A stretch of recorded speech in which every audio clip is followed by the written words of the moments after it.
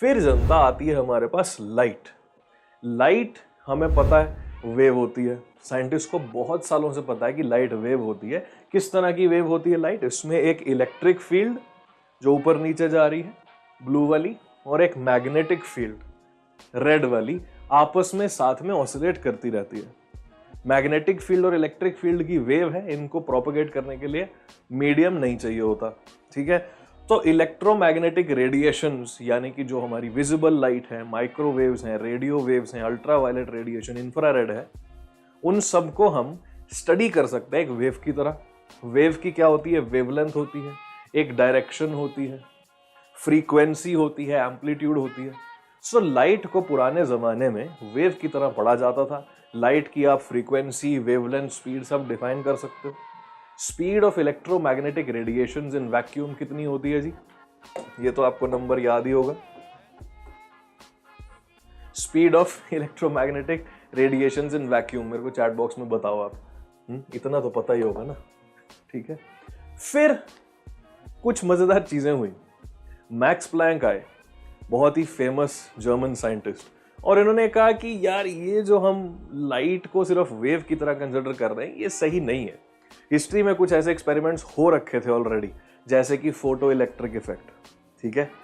इस तरह के एक्सपेरिमेंट्स ने इनको एनकरेज किया लाइट को एक पार्टिकल की तरह सोचने के लिए।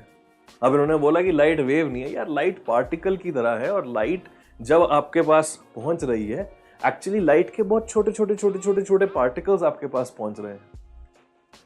तो इन्होंने बोला कि energy is emitted in form of radiation from a source in a discontinuous manner. एक वेव की तरह कॉन्टिन्यूअस नहीं है, छोटे छोटे छोटे छोटे पार्टिकल्स हैं डिसकंटिन्यूअस मैनर में, बट इतने सारे पार्टिकल हैं कि वो आपको लगता है कि हाँ जी कॉन्टिन्यूअस है, ठीक है।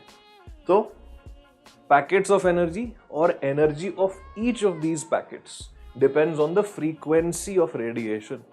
जो लाइट की फ्रीक्वेंसी थी उसके प्रोपोर्शनल है energy of these packets. These packets are called quantum. एक पैकेट को बोलते हैं क्वांटम, मल्टीपल पैकेट्स को बोलते हैं क्वांटा, राइट। अब इसके बाद इनकी थ्योरी क्या कहती है कि energy of light is proportional to the frequency. Frequency वही वेव वाली, ठीक है। The constant of proportionality over here is h. H दिया है इन्होंने मैक्स प्लैंक ने, जिसकी वैल्यू है 6.6 इंटू 10⁻⁻34 जूल सेकेंड।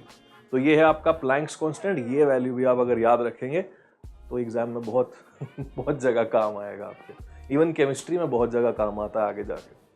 तो अगर लाइट का एक क्वांटम है, if we have one quantum of light, उसकी एनर्जी होगी E, that is h into nu. h is your Planck's constant, nu is your frequency of radiation. तो एक पैकेट, अगर लाइट आपके ऊपर पड़ रही है, बहुत सारे पैकेट हैं इसमें, उनमें से एक पैकेट की एनर्जी यानी कि एक क्वांटम की एनर्जी इतनी होगी जिसको हम hc/λ भी लिख सकते हैं।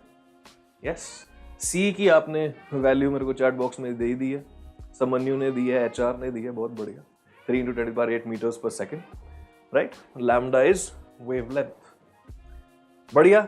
तो एक पैकेट की एनर्जी इतनी, अगर हमारे पास n नंबर ऑफ पैकेट्स है तो हमारी एनर्जी टोटल हो जाएगी NH new, right. Clear, simple. तो प्लैंक्स थ्योरी रिवाइज करने के बाद इसकी एप्लीकेशन पे आ जाते हैं, जहां आएंगे हमारे फेमस एल्बर्ट आइंस्टाइन। सो एल्बर्ट आइंस्टाइन 1921 में नोबेल प्राइज मिला था इनको for his contributions in theoretical physics, especially the discovery of the law of photo electric effect.